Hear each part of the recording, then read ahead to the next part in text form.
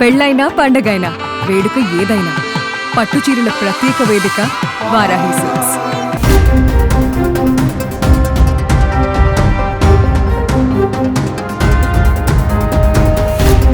అది ఎన్ని కోట్ల వరకు దోపిడీ జరుగుండొచ్చు భాను ప్రకాష్ గారు? అంటే అమెరికన్ డాలర్ సింగిల్ నోట్ 100 ఉంటుంది డినామినేషన్. అట్లాంటివి 112 నోట్లు దొంగలిచ్చారు.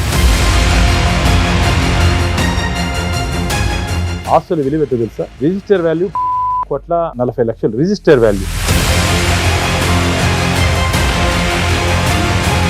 మార్కెట్ వాల్యూ దాదాపు కోట్ల పైన. ఆ రోజు ఉన్నటువంటి టీటీడీలో ఉంటే కొందరు అధికారుల దగ్గర నుంచి తాడేపల్లి ప్యాలెస్ లో ఉంటే కొందరు అధికారుల వరకు పరకామణిలో పంపకాలు జరిగాయని చెప్పి భక్తులు ఆరోపిస్తున్నారు.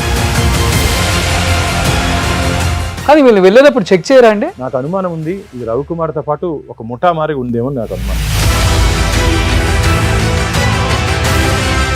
నా తల నరికినా సరే నా మొండెం పోయి అక్కడ జరుగుతున్నట్టు అవినీతిని అడ్డుకుంటుంది. Hi hello, welcome to Suman TV. నేను మీ రోషన్.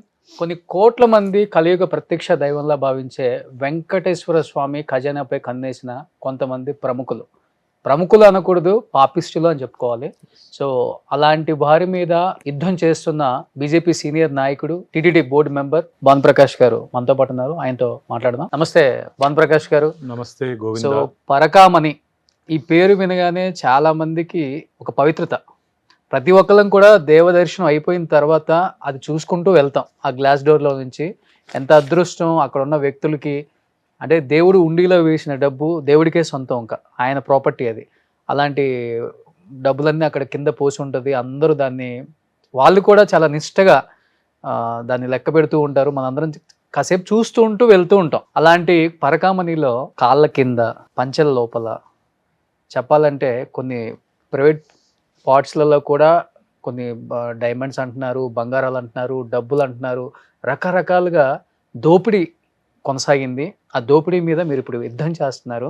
అసలు ఏంటి, ఎప్పుడు కనిపెట్టారు? ఎందుకంటే ఆ వీడియోలు కూడా డిలీట్ చేయడం జరిగింది టీటీడీలో. అది తర్వాత బయటకు వచ్చినాయి ఆ వీడియోస్ కూడా, అవి నేను చూపిస్తాను మళ్ళీ. ఏంటి యుద్ధం ఎంతవరకు వచ్చింది? అఖిలాండ కోటి బ్రహ్మాండ నాయకుడు, కలియుగ ప్రత్యక్ష దైవం, కోట్లాది మంది హిందువులకు ఆరాధ్య దైవమైనటువంటి వెంకటేశ్వర స్వామి. ఆ క్షేత్రం పవిత్రమైనటువంటి క్షేత్రం. మనకు పురాణాలు ఏం చెప్తున్నాయంటే, వెంకటాద్రి సమస్థానం బ్రహ్మాండే నాస్తికించిన వెంకటేశ సమోదేవో నభూతో భవిష్యతి అంటారు. అంటే వెంకటేశ్వర స్వామి క్షేత్రంతో సరిసమానటువంటి క్షేత్రం కానీ, ఆ దేవదేవుడితో సరిసమానటువంటి దేవదేవుడు కానీ ఈ విశ్వంలోనే లేదని చెప్పి మనకు వరాహ పురాణం, పద్మ పురాణం చెప్తాంది. అలాంటి క్షేత్రంలో కలియుగ ప్రత్యక్ష దైవం ఆయన.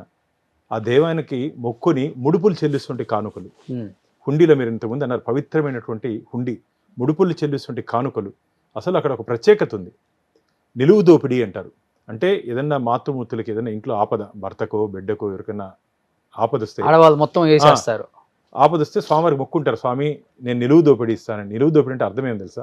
వారికి చూకున్నటువంటి చౌపోగులు కానీ, ముక్కుకొండే ముక్కు పొడకు కానీ, ఒంటి మీద గాజులు కానీ, మంగళసూత్రంతో పాటు మాతృమూర్తులు ఎంతో పవిత్రంగా భావించే మంగళసూత్రాన్ని కూడా పసుపు తాడు కట్టుకునేస్తే మంగళసూత్రాన్ని కూడా హుండీలో సమర్పించే సాంప్రదాయం అక్కడ ఉంది. అంత పవిత్రమైన హుండీలో నుంచి పరకామణికి కౌంటింగ్ పోతుంది. ఆ పరకామణిలో దొంగతనం చేసిన వ్యక్తుల్ని మీరు సుమనన్న మీరైతే ఏం చేస్తారు చెప్పండి? మీ వ్యక్తిగత మీరైతే అధికారి అయితే ఏం చేస్తారు చెప్పండి? వారి మీద చర్యలు తీసుకుంటారు కదా. చట్టరీత్యా చట్ట పరిధిలో ఎఫ్ఐఆర్ నమోదు చేసి through proper channel, through proceed కోర్టుకి పంపించి కోర్టు ద్వారా వాళ్ళని శిక్ష పడేంత వరకు ఒక అధికారం మీరు చర్యలు తీసుకుంటారు కదా. కానీ పూర్తిగా ప్రొసీజర్ ల్యాబ్స్. మనమేమి గాలి మాట్లాడట్లా, ఆధారాలతో మాట్లాడుతున్నాను నేను. ఇది వచ్చి విజిలెన్స్ రిపోర్ట్. పరకామణిలో రవికుమార్ని పట్టుకున్న తర్వాత టీటీడీ విజిలెన్స్ అఫీషియల్ రిపోర్ట్ ఇది. దీంట్లో ఏం రాశారు తెలుసా? పేజీ నెంబర్ 2లో పోలీస్ అధికారుల నుంచి తీవ్ర ఒత్తిడి వచ్చిన కారణంగా మేము ఈ కేసుని రోక్ అదాలత్లో రాజీకి పోయాము అన్నారు. ఓకే, ఇంతకుముందు చెప్పారు. విశ్వానికే అధిపతి ఆయన మీద ఒత్తిడి తెచ్చే అధికారి ఎవరు? తెచ్చినట్టు అధికారి ఎవరన్నా? పోలీసులు పెత్తనం. ఎవరు? రాజీ బొమ్మని చెప్పిన అంత ధైర్యం ఎవరికి ఏంటన్నా? మీ ద్వారా నేను అడుగుతున్నా, సుమన్ టీవీ ద్వారా నేను అడుగుతున్నా అప్పటి నుండి ప్రభుత్వ పెద్దల్ని, రెండు టీటీడీ అధికారులని. ఎవరయ్యా పోలీస్ అధికారులు? వెంకటేశ్వర స్వామి దగ్గరికి ఇన్ఫ్లుయెన్స్ చేసి రాజీ బొమ్మని చెప్పి వాడు ఎవడో చెప్తే లోక్ అదాలత్. ఇది ఒక్కసారి హుండీలో పడిపోతే అది వెంకటేశ్వర ప్రాపర్టీ, స్వామి ప్రాపర్టీని, స్వామి సొత్తుని వాడు దొంగలిస్తే వాడి దగ్గర నుంచి కొంతమంది గజ దొంగ దొంగలించుకున్నారు. దొంగలిస్తే గజ దొంగలు వాడి దగ్గర నుంచి పంచుకున్నారు, దొంగలించి కదా పంచుకున్నారు. దీనికి ఆధారాలు ఉన్నాయి మా దగ్గర. అంటే ఎన్ని కోట్ల వరకు దోపిడీ జరుగుండొచ్చు భాను ప్రకాష్ గారు? అంటే మీకు తెలిసి దాదాపు మీకు అఫీషియల్ రికార్డులు ఏముంది తెలుసా? రవికుమార్ దొరికాడా? వాడిని కేసు నామమాత్రపు సెక్షన్లు పెట్టి సెక్షన్ 379 ఐపీసీ సెక్షన్ 388 పెట్టారు. నిన్న జేడి లక్ష్మణ గారు ఏం చెప్పారు తెలుసా? 409 పెట్టాలంట దీనిపైన. 10 ఏళ్ళు శిక్ష పైపలకు పడే అవకాశం ఉంటే సెక్షన్లు పెట్టకుండా ఏదో చెట్టు కింద పంచాయతీ మారిగా చిన్న సెక్షన్లు పెట్టి లోకాతుల్లో రాజీ చేసుకున్నారు. ఎవరు రాజీ చేశారండి? ఆ రోజు దొరికింది యాక్చువల్గా నాకున్న ఇన్ఫర్మేషన్ ప్రకారం రవికుమారు ఒక్కొక్కటి అమెరికన్ డాలర్ సింగిల్ నోట్ 100 ఉంటుంది డినామినేషన్, అట్లాంటివి 112 నోట్లు దొంగలిచ్చాడు. ఓకే, 112 అంటే మన ఇండియన్ కరెన్సీ దాదాపు 10 లక్షల రూపాయలు. 9 అన్నారు కదా, 9 నోట్లు ఏదో వచ్చినాయి. 9 కాదన్నా, 9 నోట్లని వీళ్ళు ఎఫ్ఐఆర్లో రాశారు. అవును, దొరికింది 112.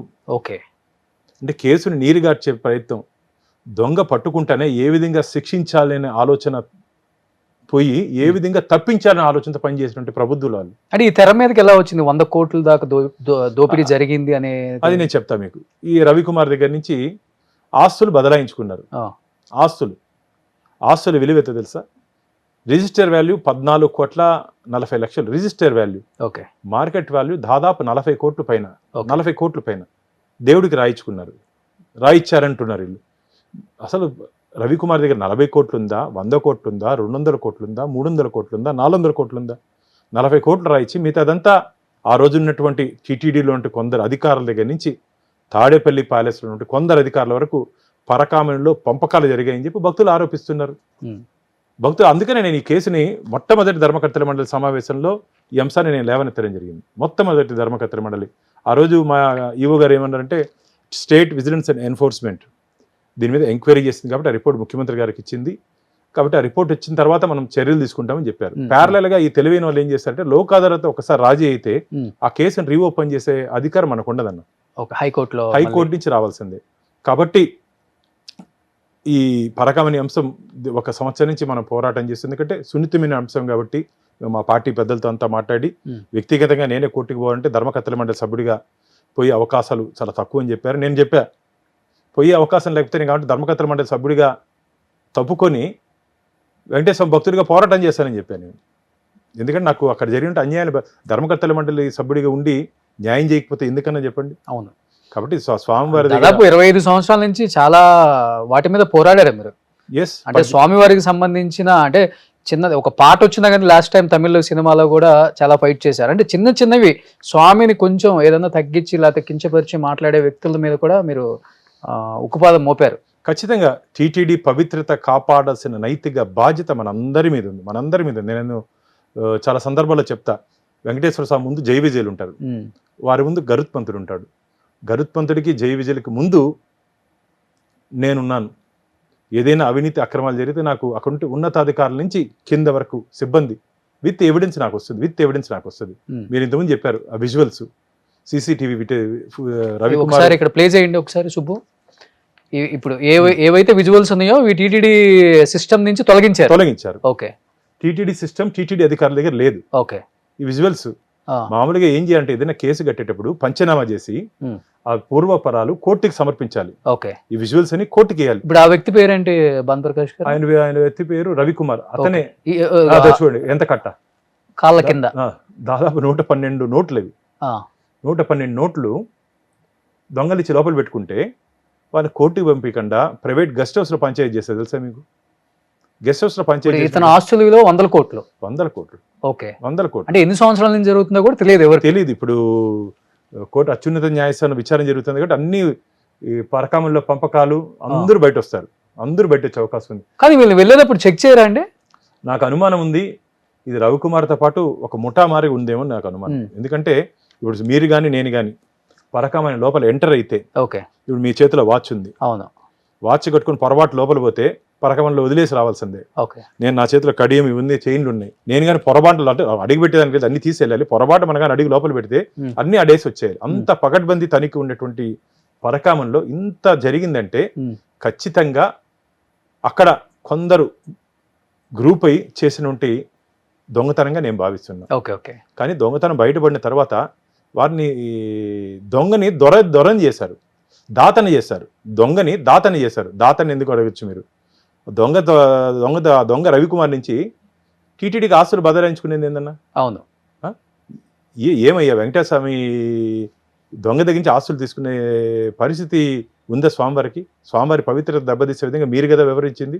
ప్లస్ బోర్డు రెజల్యూషన్లో ఇంకోటి, ఇప్పుడు సుమన్ టీవీ యాజమాన్యము, రోషన్ అన్నో, నేను, మీ కెమెరామన్ను వెంకటేశ్వర మీద భక్తితో శ్రద్ధతో మన ఆస్తులు రాసియాలనుకోండి, దానికి ఒక ప్రొసీజర్ ఉంది.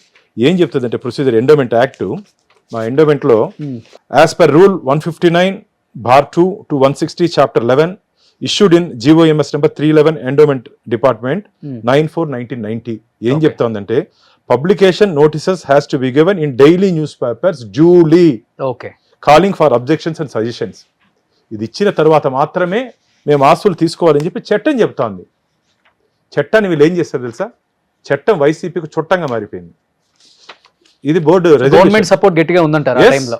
అందుకనే వైసీపీ చుట్టంగా మారిపోయింది. Board resolution number 159 dated 19/6/2023. దీంట్లో బోర్డు రెజల్యూషన్ ఏం రాసుకున్నారు తెలుసా? In the instant case publication of notices in daily newspapers duly calling for objection suggestions from the public was not called due to time constraints. అంటే మాకు సమయం లేని కారణంగా మేము పబ్లికేషన్ ఇయ్యలేదు అంటున్నారు. ఏం సమయం అయ్యా? ఎందుకు సమయం లేదైతే? అంత తొందర ఎందుకు అయ్యా మీకు? దీంట్లో ఇంకో లోతుపాటు ఉంది. ఇంకోటి తెలుసా? ఇది వచ్చి రవికుమారు టీటీడీకి నేను రాయిస్తాను అని చెప్పి అఫీషియల్ లెటర్, ఇవన్నీ అఫీషియల్ లెటర్ ఇచ్చారు టీటీడీకి. ఓకే, రవికుమారు నేను ఆస్తిని టీటీడీకి రాయిస్తానని వీళ్ళే, అంటే ఆయన దగ్గర బెదిరించారు, వాళ్ళు కొంత తీసుకొని నీకు రాయిచ్చారు. ఈ డేటెడ్ ఎప్పుడు చెప్పండి? 19/5/2023. 19/5/2023. బోర్డు రెజల్యూషన్ ఎప్పుడు తీసుకున్నారు మీరు? 19/6/2000, ఒక నెల ముందు. సమయం సరిపోదే మీకు? పేపర్ నోటిఫికేషన్ ఎందుకు ఇవ్వలేదు? అంటే ఎందుకు ఈ దాపరికాలు? ధార్మిక క్షేత్రంలో దాపరికాలు ఎందుకని ప్రశ్నిస్తున్నాం. ఎవరు అప్పుడు చైర్మన్? సుబ్బారెడ్డి గారు. ఈ రోజు నేను ఉప్పు నేను నిప్పు అంటున్నాడే కరుణాకర్ రెడ్డి. ఆయన దీంట్లో వన్ ఆఫ్ ద ఆ రోజు మెంబరు. ఈయన సిగ్నేచర్ కూడా ఉంది దీంట్లో. యాజ్ ఎక్స్ అఫీషియల్ సభ్యుడిగా ఈ రెజల్యూషన్లో కరుణాకర్ రెడ్డి గారి సంతకం కూడా ఉంది. నేను ఉప్పు నిప్పు అంటున్నాడు కదా, ఎందుకు సంతకం పెట్టావయ్యా నువ్వు? ఇది తప్పు, ఆస్తులు బదలాయించేదానికి ఏమి తొందర అని ప్రశ్నించుండొచ్చు కదా నువ్వు. అప్పుడు JEO Dharma Reddy, full charge EO Dharma Reddy, అందరూ కలిసి టీటీడీలో నియమ నిబంధనలు అన్నింటినీ తొంగలో దొక్కారు. దీనికి సమాధానం చెప్పాలి వాళ్ళు. ఇది చాలా తప్పు అన్న, తప్పుడు నిర్ణయాలు తీసుకునేసి. ఇంకో తమాషైన విషయం అంటే 2019 నుంచి 2024 వరకు మీరు టీటీడీ రెజల్యూషన్స్ మేము బోర్డులో నిర్ణయాలు తీసుకుంటే టీటీడీ వెబ్సైట్లో పెడతాం. 2019 నుంచి 24 వరకు వెబ్సైట్లో పెట్టలేదు తెలుసా? ఎందుకంటే ఇవన్నీ బయటపడతాయి, ప్రశ్నిస్తారని చెప్పి.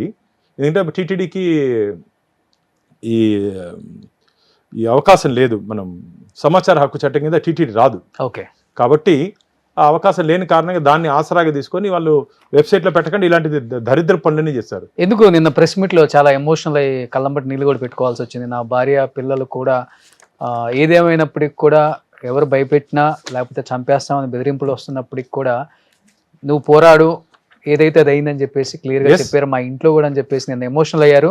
అదిగాక నిన్న కార్యక్రమానికి కూడా మంచి మంచి వాళ్ళు ఇచ్చేశారు. పూర్వ జస్టిస్ కానీ, లేకపోతే మన జేడి నారాయణ గారు, తర్వాత రంగరాజన్ గారు వచ్చారు, ఎల్వి సుబ్రహ్మణ్యం, మాజీ తాళ్ళపాక వంశీకులు రాఘవ గారు, విశ్వ హిందూ పరిషత్ రవి గారు, ఆయన జేడి లక్ష్మీనారాయణ గారు, మన వీరు రంగరాజన్ గారు, అందరూ మేధావులు అందరూ వచ్చారు. ఇప్పుడు నేను భానుప్రకాష్ మాట్లాడితే రాజకీయ కక్ష, భానుకి వ్యక్తిగత స్వార్థం. నాకు వ్యక్తిగత స్వార్థం ఏం లేదు. మీరు ఫ్యామిలీ విషయాలు అవుతారు, నేను పాలసీ విషయం మీద మాట్లాడతాను. అంటే ఎవరైనా చంపేస్తామని బెదిరిస్తున్నారా? ఈ కేసుని వెనక్కి తీసుకో, ఎందుకు ఎమోషనల్ అయ్యారు? కళ్ళమ్మటి నీళ్లు పెట్టుకున్న పరిస్థితుల్లో ఫస్ట్ టైం మిమ్మల్ని చూడటం. అంటే నేను నా రాజకీయ దాదాపు 20 సంవత్సరాలుగా నేను 1990 నుంచి రాజకీయాల్లో ఉన్నా. నేను ఏ రోజు ఒత్తిడికి లోను కాలే, ఏ రోజు ఎవరికి భయపడ్డా. నిన్న కూడా అది భయపడి వచ్చినట్టు కాదు.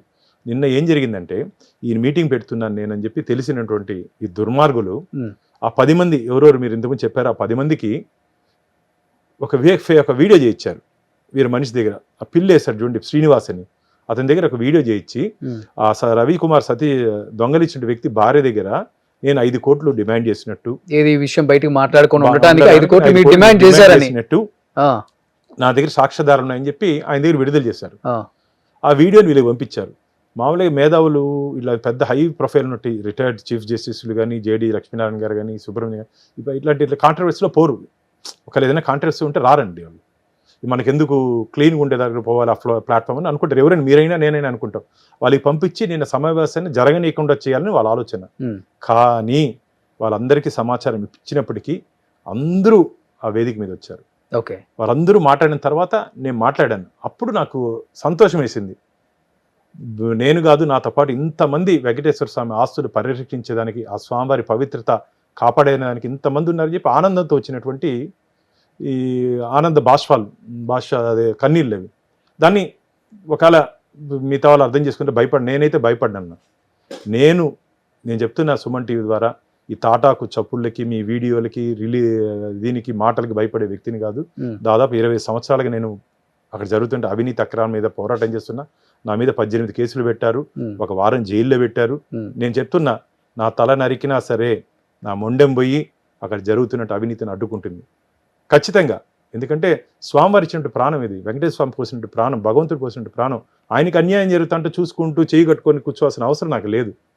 వాళ్ళు ఏమి చేసినా సరే ఇప్పటికి ఇప్పటికి కూడా వెంకటేశ్వర స్వామి నన్ను ఒక కవచంలా నన్ను కాపాడుతున్నాడు నేను అనుకుంటా. ఎందుకంటే గుండెపోటుని గొడ్డల పోటుకి చేశారు. గుండెపోటుని సొంత బాబాయిని గొడ్డల పోటుకి చేసినట్టు గనులు వాళ్ళు. అంటే నా మిత్రులు చెప్పారు, బాను ఎందుకు అంటే ఎందుకు నీకు ఇంత రిస్క్, ఇది చాలా పెద్దోళ్ళు దీంట్లో ఇన్వాల్వ్ అయి ఉన్నారంటున్నావు, ఏదైనా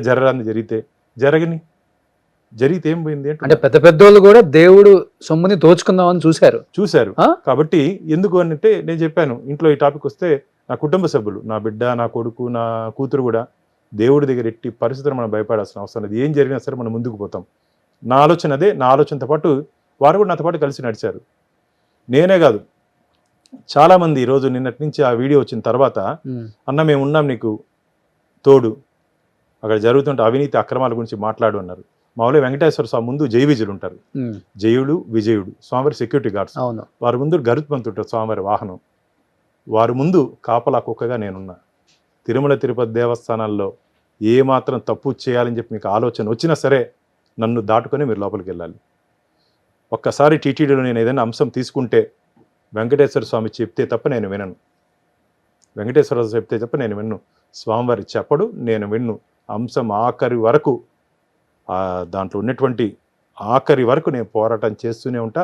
దానివల్ల నాకు ఎంత నష్టం వచ్చినా, ఎంత కష్టం వచ్చినా నేను భరిస్తా. ఎందుకంటే భగవంతుడు నాకు భరోసా, భద్రత వెంకటేశ్వర స్వామి కల్పిస్తాడు. కాబట్టి అక్కడ జరుగుతున్న అన్యాయాల మీద ఖచ్చితంగా నేను పోరాటం చేస్తూనే ఉంటా. ఈరోజు ఇప్పుడే ఒక మంచి శుభవార్త విన్నా.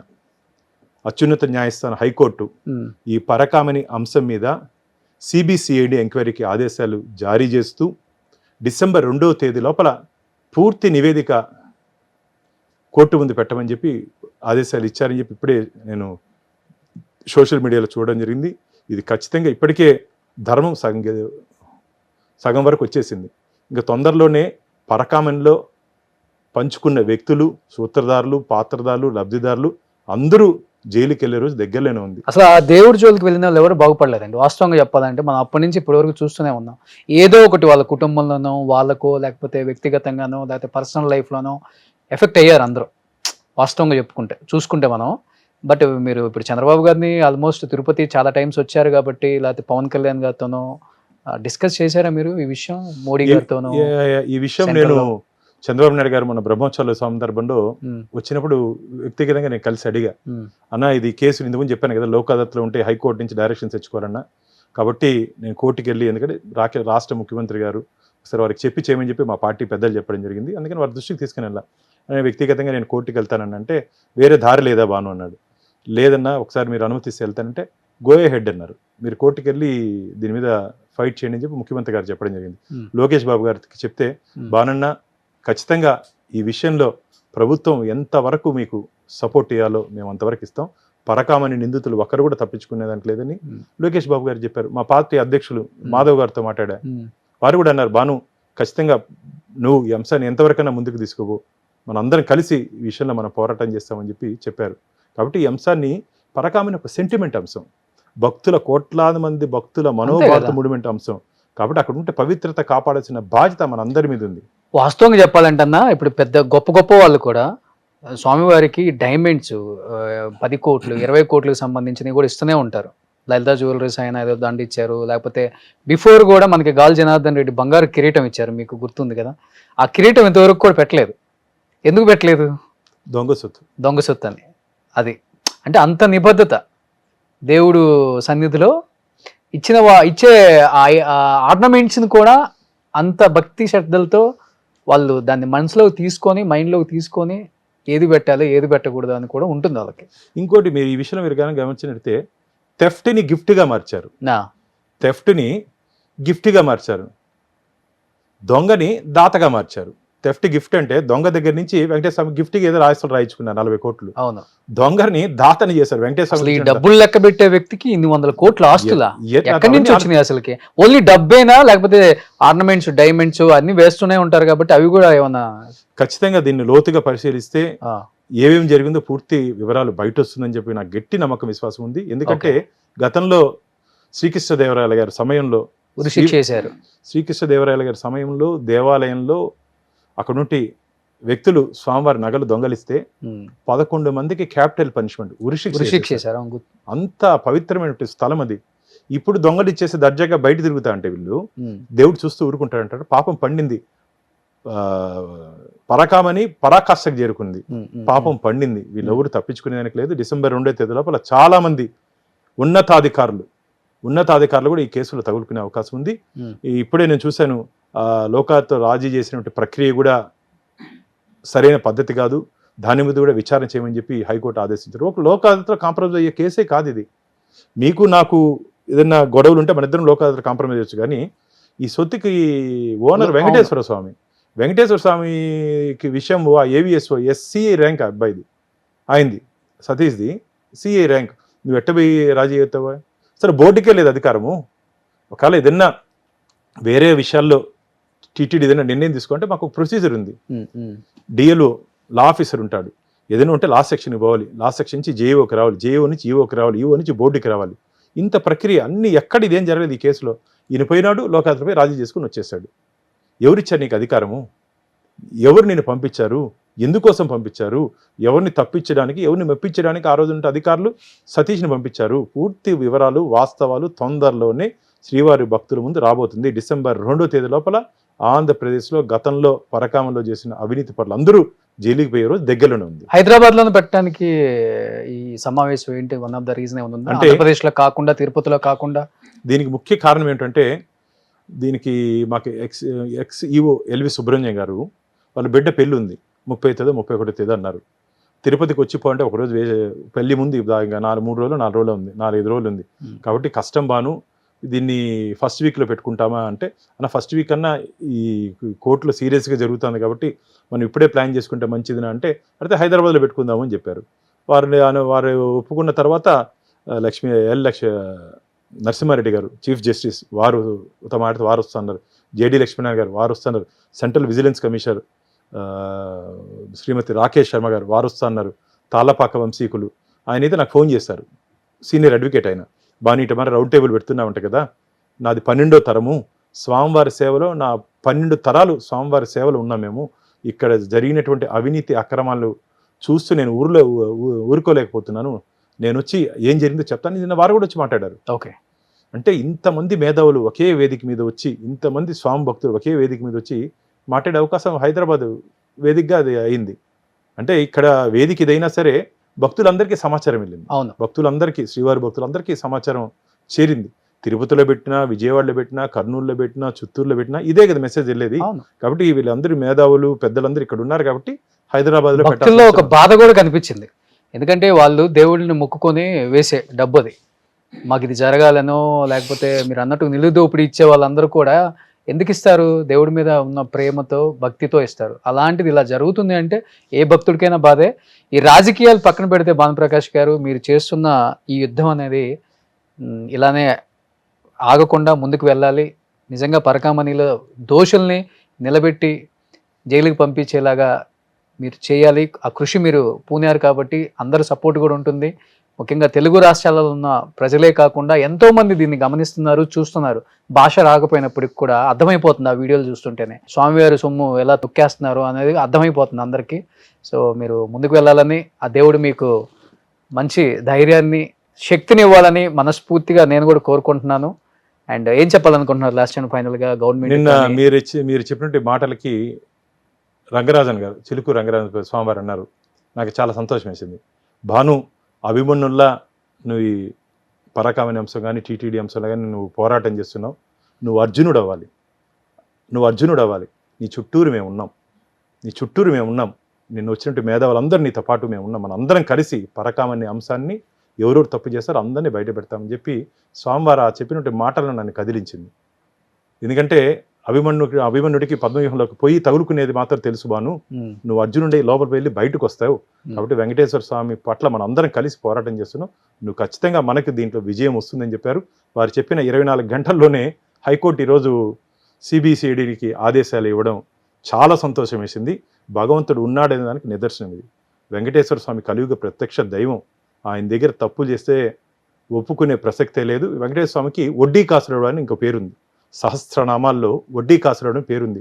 వడ్డీ కాసులు వాడికి ఇప్పుడు దొంగలిచ్చినట్టు దొంగల దగ్గర నుంచి వడ్డీతో పాటు చెల్లించుకుంటాం.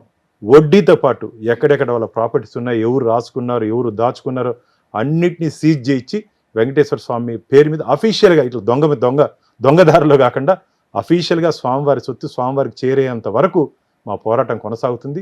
ఖచ్చితంగా నిన్న నాకు మద్దతు తెలిపినటువంటి వెంకటేశ్వర స్వామి భక్తులు, అలాగే హిందూ ధర్మ పరిరక్షణ కోసం కృషి చేస్తున్న వ్యక్తులు నాకు ఎంత మద్దతుగా నిలిచారంటే వారందరికీ సుమన్ టీవీ ద్వారా ధన్యవాదాలు తెలియజేసుకుంటున్నాను. ఎప్పటికీ మీ ఆశీర్వాదం, మీ తోడు ఖచ్చితంగా నాతో ఉండాలి. ముఖ్యంగా భగవంతుడి ఆశీర్వాదం, వెంకటేశ్వర స్వామి నాకు అండగా నీడగా ఎప్పుడు ఉంటాడని చెప్పి నమ్మకం ఉంది. స్వామివారి సుదర్శన చక్రం లోక కళ్యాణం కోసం పనిచేస్తుంది. అలాంటి సుదర్శన చక్రం మొత్తం స్వామివారి ఎవరి పట్ల ఎవరు అపచారం చేసినా, అవినీతి చేసినా అది ఉంది అని చెప్పి ఒక భయం కలిగించే విధంగా ఈ పరకామణిలో నిందితులకి శిక్ష పడుతుంది. మీరు గమనించండి, టీటీడీ చరిత్రలో నేను గమనించింది, శ్రీకృష్ణదేవరాయలు గారి చరిత్రలో మనం విన్నాం, చూడలేదు. ఇప్పుడు చూడబోతారు. స్వామివారి భక్తులు ఈ కేసులో ఎవరెవరు ఏ విధంగా తగులుకుంటారో మీరు చూడబోతారు. మేము మొన్న సిబిసిడి డీజీ, అడిషనల్ డీజీ గారు వచ్చినప్పుడు కూడా వారితో మాట్లాడేది జరిగింది. నా దగ్గర ఉన్నట్టు వివరాలు ఇవ్వడం జరిగింది. నివ్వెరిపోయారు వాళ్ళు. సీనియర్ ఐపీఎస్ అధికారి వారు రవిశంకర్ గారు. ఓకే, అసలు ఏంది బాను టీటీడీలో అసలు ఎట్లా పాసిబుల్ ఇది? వ్యవస్థను మొత్తం వీరు నిర్వీర్యం చేశారు. అధికారం చేతుల్లో ఉంది కదా అని చెప్పి ఇష్టానుసారంగా వారు బాధపడ్డారు. ఏం టీటీడీ లాంటి సంస్థలు ఇంత ధైర్యంగా ఎలా చేస్తారని చెప్పి. ఒక సీనియర్ ఐపీఎస్ అంటే ఇంకా ఆర్డర్స్ అప్పటికి ప్రక్రియ జరుగుతుంది. ఇప్పుడు సిబిసిఐడికి బాధ్యత ఇచ్చారు కాబట్టి ఆ వైసీపీ ప్రభుత్వం మారికి కాదండి మాది. వైసీపీ ప్రభుత్వం మీకు ఉదాహరణ దీంట్లో పోలీసుల అధికారి నుంచి తీవ్ర ఒత్తిడి వచ్చిన కారణంగా అని చెప్పాను కదా ఈ పేజీలో. అందుకే నేను చాలా సందర్భాల్లో చెప్పడం జరిగింది. ఆ 2019 నుంచి 2024 వరకు ఆంధ్రప్రదేశ్ రాష్ట్రంలో ఐపీసీ సెక్షన్లు పనిచేయలేదు. వైసీపీ సెక్షన్లు పనిచేసిన దానికి నిదర్శనం ఇది. ఇండియన్ పోలీస్ సర్వీస్ని కొందరు అధికారులతో ఇండియన్ పొలిటికల్ సర్వీస్గా మార్చుకున్నారు. ఇండియన్ అడ్మినిస్ట్రేటివ్ సర్వీస్ని, ఐఏఎస్ని కొందరిని అధికార పార్టీ సర్వీస్గా మార్చుకున్నారు.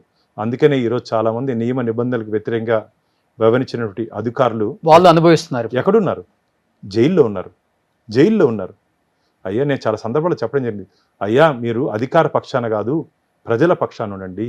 మనం చదువుకునింది, మన విలువలు ప్రజల కోసం ఉండాలి తప్ప అధికార పార్టీని మోయడానికి కాదు. ఎవరెవరు మోసారో ఇప్పుడు అందరూ జైల్లో చెప్పకూడదు అంటారు కదా, అది తింటున్నారు. ఇంకా చాలామంది జైలుకి పోయే ప్రమాదం ఉంది. ఇలా ఆఖరిగా ఒకటే చెప్తున్నా, వెంకటేశ్వర స్వామితో పెట్టుకోవద్దండి, దేవదేవుడితో పెట్టుకోవద్దండి. మసైపోతారు, మాడిపోతారు. గతంలో ఎవరెవరు స్వామివారి పట్ల అపచారంగా వ్యవహరించారో వాళ్ళ చరిత్ర అందరికీ తెలుసు. స్వామివారి అయితే చూసేదానికి నవ్వుగా చాలా ముద్దుగుంటాడు మా స్వామి. ఆయన పోయి దర్శనం చేసుకుంటే చాలా అందంగా ముచ్చటగా ఉంటాడు. కానీ కోపం వస్తే నరసింహస్వామి కూడా అవుతాడు. వెంకటేశ్వర స్వామి ఉగ్ర నరసింహుడిగా మారుతాడు, జాగ్రత్త అని చెప్పి అందరినీ హెచ్చరిస్తున్నాడు. Thank you so much Bhan Prakash గారు. గోవిందన్. సో అత్యంత శక్తివంతమైన ఒక దానికి పూనుకున్నారు మీరు. సో అది జరగాలని మనస్ఫూర్తిగా నేనే కాదు కొన్ని కోట్ల మంది కోరుకుంటున్నారు. సో మిమ్మల్ని ముందుకు నడిపించాలని ఆ దేవుణ్ణి కూడా కోరుకుంటున్నాను. Thank you. Govinda, thank you. Suman టీవీలో మీ పర్సనల్ అండ్ బిజినెస్ ప్రమోషన్స్ కోసం కింది నెంబర్కి కాంటాక్ట్ చేయండి.